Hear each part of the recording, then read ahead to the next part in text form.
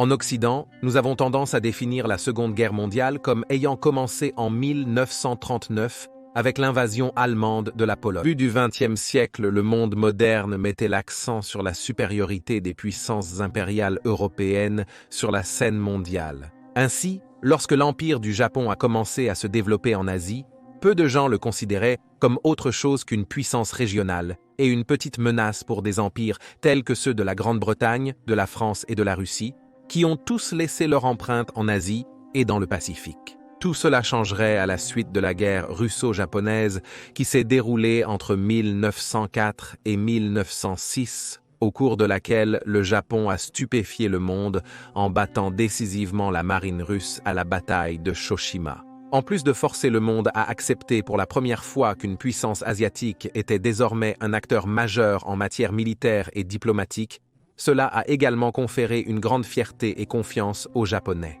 L'historien britannique Jeffrey Regan a souligné l'impact que cette confiance a eu sur la mentalité japonaise pendant cette période. Citation : « La victoire sur l'une des grandes puissances mondiales a convaincu certains militaires japonais qu'avec plus de navires et de meilleurs et plus grands, des victoires similaires pourraient être remportées dans tout le Pacifique. Peut-être qu'aucune puissance ne pourrait résister à la marine japonaise, pas même la Grande-Bretagne et les États-Unis. » On peut donc soutenir que la victoire à Tsushima a mis le Japon sur la voie de la guerre avec les anciennes puissances impériales blanches en Asie.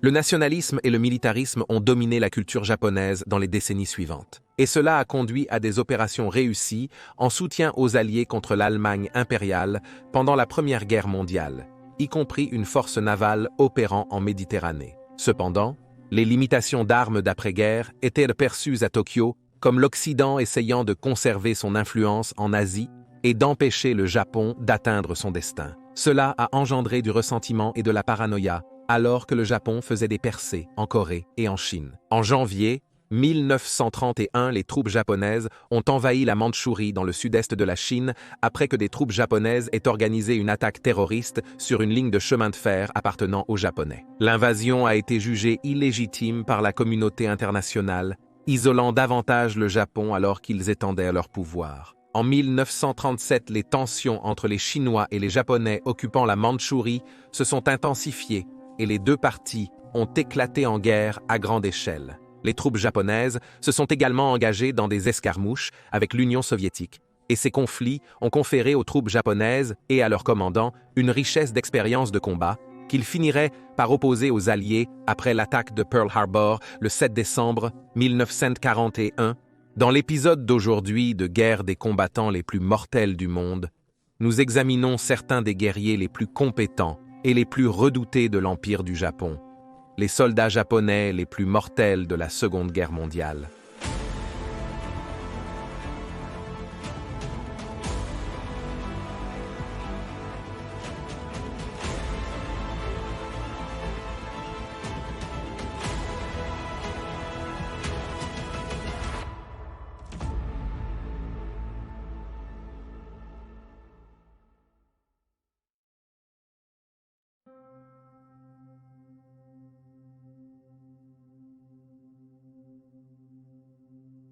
Comme toutes les grandes puissances navales, le Japon a beaucoup investi dans les sous-marins avant et pendant la Seconde Guerre mondiale. Étant donné l'immense taille du théâtre du Pacifique, les sous-marins japonais devaient souvent se déplacer loin et large lors de patrouilles à longue portée. Et pour être capable de cela, le Japon a construit une force de sous-marins croiseurs. Afin de transporter du carburant et des fournitures pour de telles opérations, les sous-marins croiseurs japonais éclipsaient souvent les sous-marins américains et européens. Le sous-marin de type Beihun japonais, par exemple, était plus de 3 fois la taille du sous-marin de type 7 U-boat allemand, qui était le type de sous-marin le plus courant en service dans la marine allemande. Ces monstres sous-marins étaient armés des meilleures torpilles de la guerre. La torpille de type 95, basée sur le type 93 connu des Alliés sous le nom de Longlands, mais adaptée pour une utilisation sous-marine. Le type 95 était la torpille la plus rapide du monde à l'époque,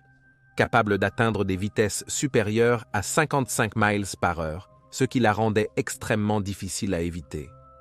Au début de la guerre, les sous-marins japonais ont bombardé la côte américaine dans un mouvement audacieux. Malgré des dommages modérés, les attaques ont contraint les États-Unis a mobilisé un grand nombre d'hommes et de ressources pour renforcer les défenses contre de futures attaques. Ce serait également un sous-marin japonais qui serait l'instigateur de l'une des histoires les plus tragiques de la guerre. Et le capitaine de ce sous-marin était Mokitsura Hashimoto. Né dans une grande famille à Kyoto et fils d'un prêtre shinto, Hashimoto a été encouragé à fréquenter l'Académie navale impériale japonaise par son père, qui estimait que cela donnerait à son fils la meilleure chance dans la vie dans le nouveau Japon militarisé des années 20. Quittant la maison pour l'Académie en 1927, il en sort diplômé 4 ans plus tard. Et en 1934, il s'est porté volontaire pour des fonctions au sein du service de sous-marins du Japon. Lors de l'attaque sur Pearl Harbor, Hashimoto servait à bord du sous-marin I-24, qui a lancé des sous-marins de poche, qui étaient initialement destinés à participer à l'attaque. Après Pearl Harbor, il est rentré chez lui pour se reconvertir et prendre le commandement de son propre sous-marin. Après avoir commandé de plus petits sous-marins dans les eaux japonaises, où il a participé à la recherche et au développement de nouvelles tactiques et armes, il a pris le commandement du I-158 pour une brève période avant de prendre le commandement du I-58, qui était sur le point d'être achevé. Pendant la construction, le navire a été modifié pour pouvoir lancer des torpilles suicides pilotées par Katon, dont 4 pouvaient être transportés en même temps. Hashimoto et le I-58 lanceraient de nombreuses cadences à partir de décembre 1944 jusqu'à la fin de la guerre, mais ils obtiendraient peu de succès pour la perte de leurs opérateurs. Dans ces dernières étapes de la guerre, la puissance aérienne alliée était écrasante et parfois le I-58 était sous une attaque aérienne presque constante. Alors qu'il était à quai, le sous-marin a échappé de justesse à la destruction lors d'un raid aérien par des superforteresses Boeing B-29 lorsque des bombes sont tombées dans l'eau près de sa position. Puis, dans les dernières heures du 29 juillet 1945, le Proma 58 a fait surface à environ 400 km au nord des îles Palau pour recharger ses batteries.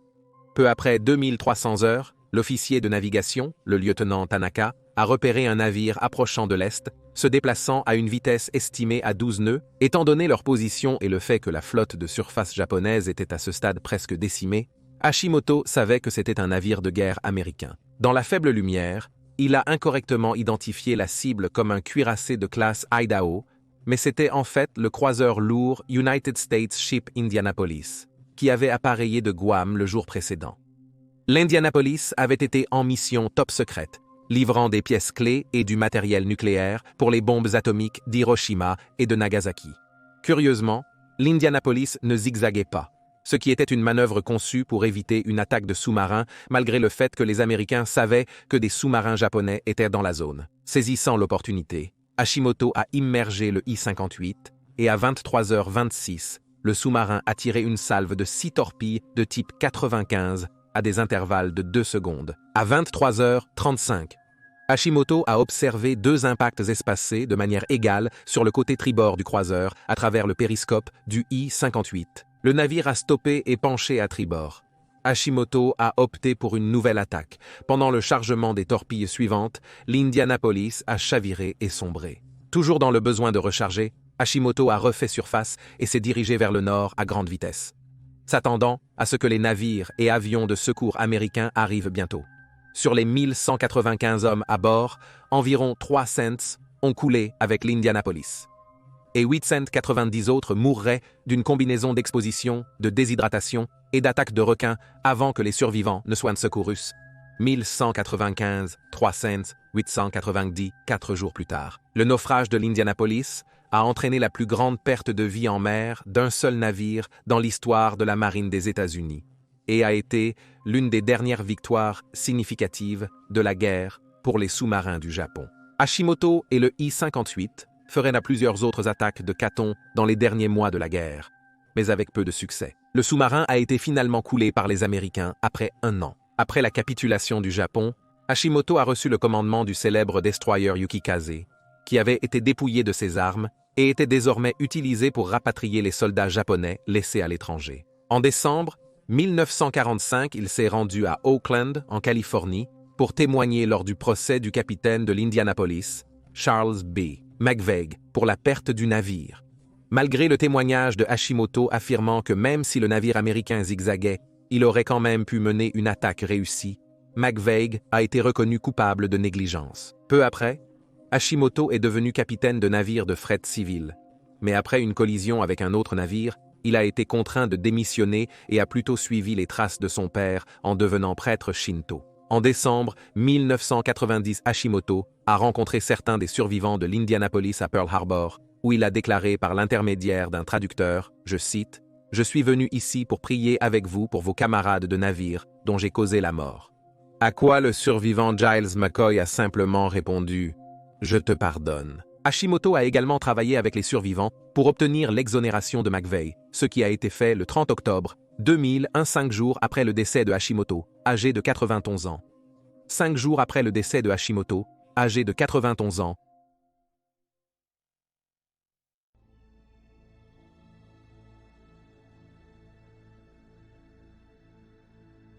Avant l'attaque de Pearl Harbor, les commandants américains et britanniques avaient une opinion largement dédaigneuse du calibre des pilotes japonais. Leurs pilotes de chasse avaient eu du succès contre les Chinois, mais ces derniers volaient sur des modèles obsolètes et étaient mal formés. Ainsi, lorsque les avions de guerre alliés ont commencé à tomber du ciel, dans les semaines suivant l'attaque surprise, ces mêmes commandants alliés étaient stupéfaits et abasourdis. La clé du succès japonais était le chasseur Mitsubishi A6M0 qui possédait une agilité et une vitesse extraordinaires par rapport à de nombreux avions américains utilisés fin 1941. Les Américains étaient désespérés de découvrir le secret de cet avion et des unités spéciales ont été envoyées pour récupérer des exemplaires écrasés afin de découvrir les secrets de ses performances. Les résultats ont révélé une faiblesse surprenante. Le A6M a sacrifié la protection blindée afin de garder l'avion aussi léger que possible, ce qui lui a donné ses hautes performances. En apprenant les caractéristiques de cet avion, de nouvelles tactiques et plus tard de nouveaux avions, comme le superlatif F6FL4 qui a été conçu spécifiquement pour combattre le zéro, ont émergé pour faire pencher la balance en faveur des Alliés. Les pertes parmi les pilotes japonais ont augmenté, entraînant la mort de certains des pilotes de chasse les plus expérimentés, tandis que les nouveaux pilotes ont été précipités dans leur formation et ont fait une mauvaise démonstration contre les Alliés. L'un des as japonais qui a survécu à ce tournant dans la fortune japonaise était Tetsuzo Iwamoto, qui deviendrait l'as officiel le plus titré du Japon. Né à Hokkaido le 15 juin 1916, Iwamoto semblait destiné à une carrière dans l'agriculture, allant dans une école d'agriculture et ayant un intérêt pour la botanique et la pêche. Cependant, après avoir obtenu son diplôme en 1934, il a désobéi au souhait de ses parents d'aller à l'université et a plutôt passé et réussi l'examen d'entrée de la marine impériale japonaise pour les aviateurs, devenant finalement pilote en décembre 1936. Entrepreneur une formation avancée en combat aérien, en 1938, il a été déployé pour rejoindre la guerre en Chine. Le 26 février 1938, son escadron a été attaqué alors qu'il escortait un groupe de bombardiers de la marine par des pilotes chinois volant des chasseurs I-15 et I-16 fabriqués par les soviétiques. Au cours de la bataille qui a suivi, Iwamoto prétendrait avoir détruit 3 avions ennemis et improbables. Et lorsqu'il est rentré au Japon en septembre de cette année-là, il aurait à son actif 14 victoires, ce qui en faisait le pilote ayant le plus grand nombre de victoires du conflit. Après avoir servi comme instructeur au Japon, il rejoindrait la flotte pour l'attaque de Pearl Harbor, où il assurait la couverture de chasse dans le redoutable Zéro. L'une de ses premières victoires contre les forces américaines a été l'abattage d'un hydravion Patrol Bomber Consolidated 5A. Il a également participé à la bataille cruciale de la mer de Corail, où il a revendiqué plusieurs chasseurs 4 F-4 Wildcat de la marine américaine. Mais bien que la bataille ait été une victoire japonaise, elle a laissé la flotte japonaise dépourvue de 2 porte-avions cruciaux pendant qu'ils subissaient des réparations. Leur absence lors de la bataille suivante de Midway a aidé à faire pencher la balance en faveur des Américains et a été le tournant de la guerre pour le Pacifique. Compte tenu du besoin désespéré de nouveaux pilotes, Iwamoto a été ordonné de reprendre son rôle d'instructeur en août 1942, où l'on espérait qu'il pourrait impressionner ses compétences sur les nouveaux pilotes. Il retournerait fréquemment au combat au cours des années suivantes, et l'une de ses victoires les plus spectaculaires fut la destruction d'un Super Fortress B-29 américain en avril 1945, alors qu'il participait à la défense du Japon contre une offensive alliée presque incessante. À la fin de la guerre, il a été chargé de former les redoutables pilotes kamikazes japonais. Avec la fin de la guerre, il n'a pas été initialement reconnu comme le meilleur as du Japon. Ce titre a été attribué à Hiroyoshi Nishizawa. Cependant, les recherches d'après-guerre ont plutôt penché en faveur d'Iwamoto, qui est officiellement crédité de 80 victoires pendant la Seconde Guerre mondiale, plus ses 14 victoires en Chine. Iwamoto lui-même a rejeté cela dans ses entrées de journal, qui totalisent 202 avions, bien que cela ne puisse pas être confirmé. Comme si cela n'était pas assez déroutant, il y a ceux qui continuent de plaider pour Nishizawa, qui n'est officiellement crédité que de 36 victoires. Il est difficile d'être sûr des chiffres exacts, car les pilotes japonais et leurs commandants ont notoirement exagéré leurs revendications, ce qui a conduit à un nombre significativement plus élevé de revendications faites que ce qui pourrait être prouvé. Et bien que cela ait affecté tous les camps dans la guerre, les Japonais étaient parmi les plus grands coupables. Après la guerre, comme beaucoup de Japonais qui ont dû supporter la honte de la défaite, Iwamoto est tombé dans une profonde dépression. Il souffrait fréquemment de problèmes d'estomac pour lesquels il a dû subir des opérations. L'une d'elles a été bâclée par les chirurgiens et peu de temps après, il est décédé le 20 mai 1955 à seulement 38 ans. Sa femme a affirmé que certaines de ses dernières paroles étaient « Quand je serai rétabli, je veux voler à nouveau ».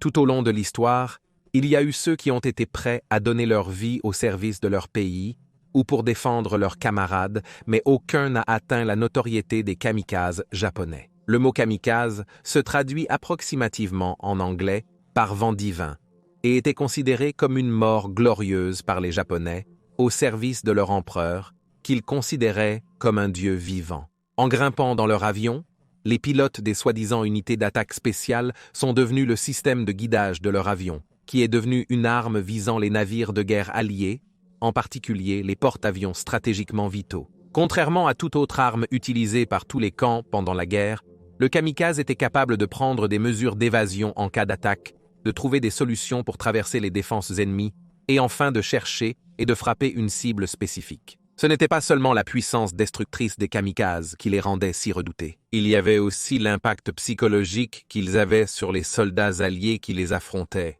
Affronter des personnes qui sont devenues si déterminées à vous tuer qu'elles sont prêtes à sacrifier volontairement leur propre vie, à déstabiliser même le marin le plus endurci. Les kamikazes ont également envoyé un message aux Alliés que s'ils allaient gagner la guerre, alors les Japonais les feraient payer pour chaque pouce de territoire japonais. Il y a eu de nombreuses attaques kamikazes mortelles, mais probablement l'une des plus réussies a été celle menée par l'enseigne Kiyoshi Ogawa de la marine impériale japonaise.